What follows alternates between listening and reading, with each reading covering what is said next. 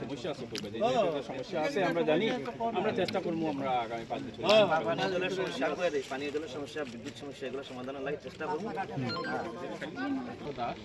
আমি 9 নম্বর ওয়ার্ডের দরবানজিপি 9 নম্বর ওয়ার্ডের সদস্য, আর আমি আজকে ভাইস প্রেসিডেন্ট হিসাবে মানে মনোনীত হয়েছি।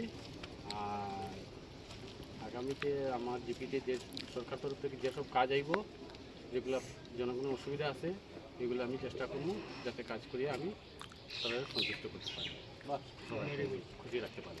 আচ্ছা, এবার সরকারে দেখলাম এবার সরকারে দেখলাম যে নতুন একটা সিস্টেমে পঞ্চায়েত বোর্ডে নির্বাচন মানে গঠন করতেছে।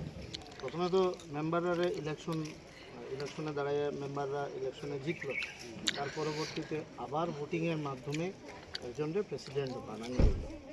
এই যে সিস্টেমটা করছে সরকারে, আপনার কি তা মনে হয় ভালো হয়েছে? এই সিস্টেমটা ভালো হয়েছে না খারাপ হয়েছে? দেখেন, আমি এটা ব্যক্তিগতভাবে কিছু করতে পারতেছি না, এটা সরকারের যে ডিসিশন, সেই ডিসিশন আপনার কি মনে হয়?